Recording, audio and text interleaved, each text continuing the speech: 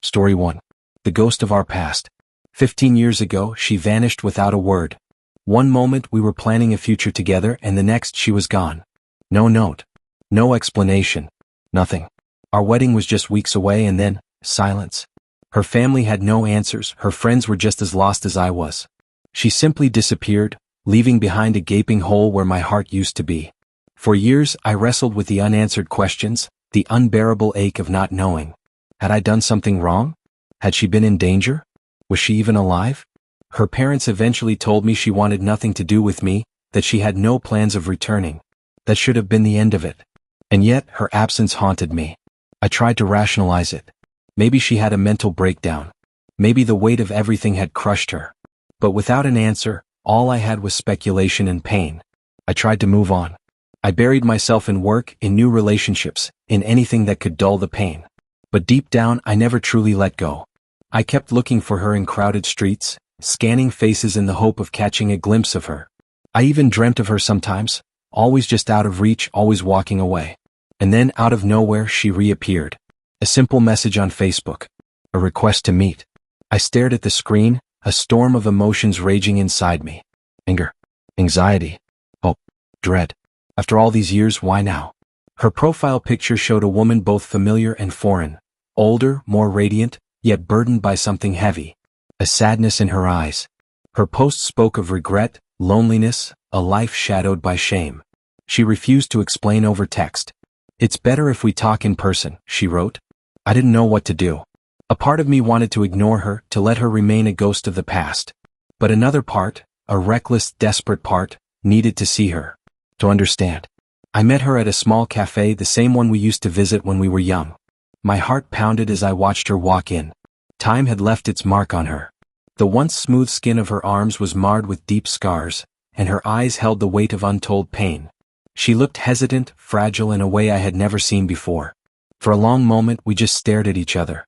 Neither of us knew how to begin. Then she took a deep breath and started talking. She told me everything. How she had wanted to leave long before the wedding but had been too afraid to stand up for herself. How the pressure, from her family, from society, from me, had crushed her. How she had spiraled into a breakdown, her mind unraveling under the weight of expectations. She had run, thinking escape was the only option. But life had not been kind to her after she left. She wandered from place to place, homeless for years. The one friend she had trusted betrayed her, leaving her stranded with nowhere to go. Eventually, she made choices she wouldn't speak of, choices that led to prison. She had only been free for a year now, trying to rebuild the life she had lost. She had reconnected with her parents, found a job, and finally reached out to me, not to rekindle the past but to face it. As she spoke, I saw the raw regret in her eyes. She wasn't the same girl who had left me all those years ago. She was someone who had been through hell and somehow clawed her way back.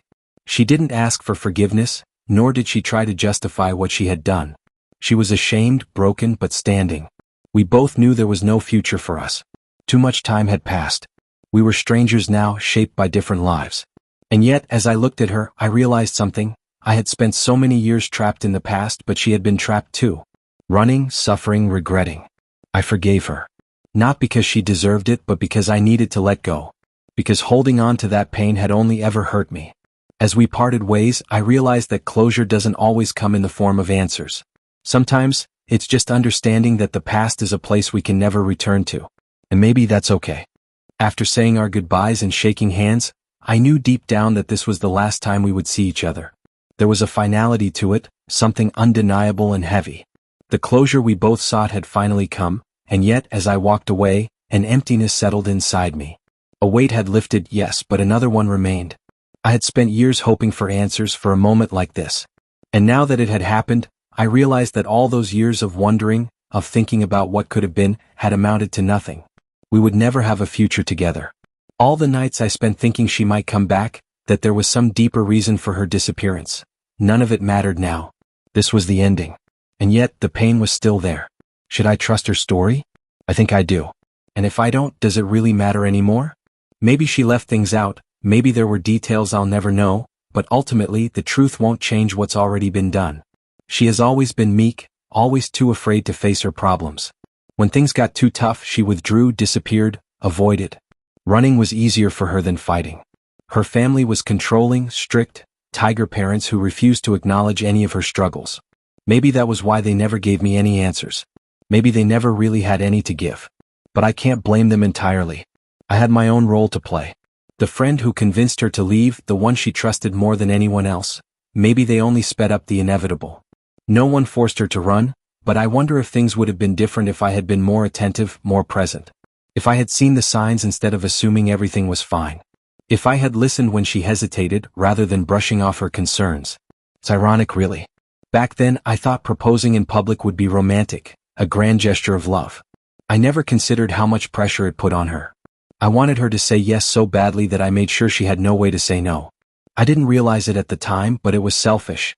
I saw what I wanted to see, believing that she was happy simply because I was. I thought love was enough, that our history together would carry us through. But love alone wasn't enough. Not when I never truly saw her, not when she felt trapped. She wanted to believe that marrying me wouldn't be so bad, that she could live with it. But the weight of a loveless, inescapable future was too much. And one day she just snapped. She ran. I loved her, but if I truly loved her the way I thought I did, would I have been so blind? Would I have let things get so bad without noticing? Maybe I loved the idea of her more than the person she actually was. Maybe I was in love with the future I imagined for us, rather than the reality of what we had become. This has forced me to take a long, hard look at myself. I don't regret meeting with her. If anything, it made me realize that closure isn't about getting the perfect explanation or rewriting the past. It's about accepting things as they are. I may never fully understand what happened, but I do understand one thing. We were never meant to last. And that's okay. The past is the past. And for the first time in years, I'm ready to leave it there. Life doesn't always give us the answers we want, but sometimes, it gives us the closure we need. This story is a reminder that love isn't just about holding on, it's also about knowing when to let go. Sometimes, we chase a past that no longer exists, hoping to rewrite an ending that was never meant to be. But true healing comes from acceptance, from understanding that some people come into our lives to teach us lessons, not to stay forever. If you've ever faced a similar situation, if you've struggled with unanswered questions, heartbreak, or the weight of what could have been, you're not alone. Have you ever had to find closure on your own? Have you ever had to forgive not for them but for yourself? Share your thoughts in the comments. If this story resonated with you, don't forget to like, share, and comment below. Your story might help someone else find their own closure. Stay right here, there's more to uncover. Let's dive into the next story and continue this journey together. Don't go anywhere. Story 2. A Trail of Blood and Secrets. Let me start by saying one thing. I am a man. I don't get periods. And yet, I woke up to a scene straight out of a horror movie. I've been living on my own in Amsterdam for a while now, in a cozy little attic room. The place has character. Old wooden beams, slanted ceilings, the kind of charm that makes you feel like you're living in a fairy tale. My landlady, an older woman with 2 mischievous cats, lives downstairs. I like my solitude, and apart from the occasional need to shoo those furry intruders away, I'm allergic. Things have been pretty peaceful. Until now. A few nights ago, I woke up to find my closet overturned, my clothes scattered all over the floor. Weird. I had no memory of getting up in the night, let alone trashing my own room. Sleepwalking maybe? I shook it off, chalking it up to stress, and went about my day. But then the real nightmare began. The next morning, the entire left side of my bed, from head to toe, was smeared with blood. A thick, undeniable trail. As if something, or someone, had crawled across it, leaving behind a gruesome path. My first thought? The cats. But they weren't even in my room. An injured animal, perhaps? No, if something had bled that much, I would have found more evidence elsewhere. My own body? I scanned myself thoroughly, no cuts, no wounds, nothing. There was no logical explanation. I cleaned it up, unsettled but determined not to dwell on it. Maybe I had imagined the whole thing. Maybe there was some ridiculous explanation that would come to me in time. But the dread lingered. Then it happened again. This time the blood was everywhere. Thick, dark streaks painting the same side of the bed. But worse than the sight of it was the smell. A foul, almost metallic stench that made my stomach turn. I didn't wake up because of my alarm. I woke up because of the overwhelming reek of blood. My hands trembled as I pulled the sheets back, trying to make sense of what I was seeing. Panic clawed at my throat. I stormed downstairs to confront my landlady. Maybe she'd seen something, maybe she had an answer. But when I told her what had been happening, she just smiled. And then, in a voice too calm for comfort, she said, "Maybe your room is haunted." That did not help. Now, I'm sitting in the bathroom scrubbing the blood-stained sheets for the second time this week, trying not to throw up. I don't believe in ghosts, but I also don't believe in waking up to pools of blood with no explanation. Something is wrong. Something is seriously, seriously wrong. The smell lingers in my nose even after I've scrubbed the sheets raw. And it's not just that sickly metallic scent, it's something else. Something deeper, more sulfuric. Like rotting eggs, like something festering in the walls. I press my face against the mattress, sniffing cautiously, searching for any lingering clues. But all I get in return is another wave of nausea. I turn to the internet for answers. Surely someone out there has experienced something similar. The responses range from helpful to downright terrifying. One person suggests that I might be bleeding from my ears, something subtle enough that I wouldn't notice immediately. Another advises me to set up a camera, just to see what's happening while I sleep. But then one comment sends a chill through me: get a carbon monoxide detector. Now, apparently hallucinations, nausea, and strange smells, like the sulfuric stench I woke up to, are all symptoms of carbon monoxide poisoning. And in the winter, when heating systems are running more than usual, the risk is even higher. I feel the blood drain from my face as I reread the comment. Could it be? Could all of this, my dizzy spells, the bizarre visions, the blood, be explained by something as simple, yet as deadly as a gas leak? The more I think about it, the more the symptoms line up. I've been feeling lightheaded lately, more exhausted than usual. The headaches that I thought were from stress, they could be something far more sinister. What if I'm being slowly poisoned in my own home? I glance around the small bathroom, suddenly hyper-aware of every breath I take. Is the air in here safe? How long have I been breathing it in? I'm heading to the hardware store after class. If this is what's happening, I might be lucky I caught it in time. But if it's not, then I really don't know what I'm dealing with. Waking up in different clothes than the ones I had fallen asleep in was unsettling. I had gone to bed in my pajamas, but when I opened my eyes that morning, I was wearing my sweater and jeans. The confusion hit me like a brick wall. I had never sleepwalked before. The only other strange thing that morning was, thankfully, just the blood. No new disturbances.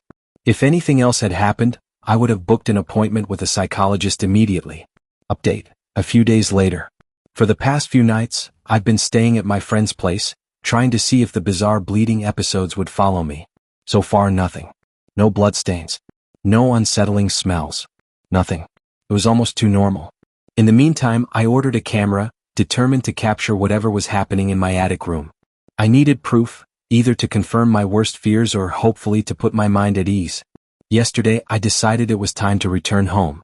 On the way, I stopped by the doctor for my hay fever symptoms.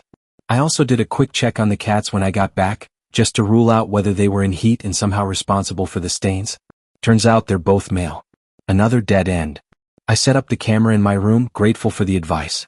But something kept nagging at me: the smell. That awful, almost metallic scent that I had first associated with blood. Now something about it seemed different, stronger. I couldn't shake the feeling that there was something behind the walls, something hidden just out of sight. So I grabbed my CO detector and ventured into the space behind my room. The second I stepped in, the smell hit me like a wall. And this time I recognized it. It wasn't just the sharp scent of blood, it was the odor of raw, decaying meat. I pressed the CO detector close to my face and activated it. Nothing. No carbon monoxide. But the stench was overwhelming. I called my friend, needing a second opinion. She arrived within the hour, and the moment she stepped inside, she froze. "It smells like blood," she whispered. We stood there, staring into the dimly lit attic space, our imaginations spiraling. It was a vast, shadowy area, cluttered with old furniture and forgotten boxes. The smell seeped from the very walls, clinging to the air. My girlfriend grew visibly uneasy, and after an hour of debating what to do, we made a decision. We called the police. They arrived after 4 long, agonizing hours. I let them in, my nerves stretched tight as we made our way upstairs. The moment the officers stepped into the attic, their expressions shifted. They smelled it too. The situation escalated quickly. Special agents were called in before anyone even dared to step deeper into the space. I held my breath, waiting, my heart pounding in my chest. What if there really was something hidden in the walls? What? But in the end, there was no body. What they did find, however, was nearly as disturbing. Black mold. Everywhere. It coated the walls against my room, crept under the baseboards, and spread along the roof. Thick, insidious, and thriving in the damp corners of the attic. A silent intruder that had been growing around me, day by day. I let out a breath I hadn't realized I was holding. No murder, no ghosts, just an infestation of something almost as sinister. The relief was immediate but short-lived. Because black mold is no joke either.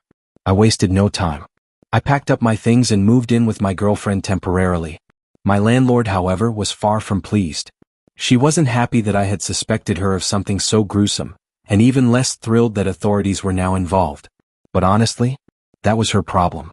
Looking back, I couldn't believe how everything had fallen into place.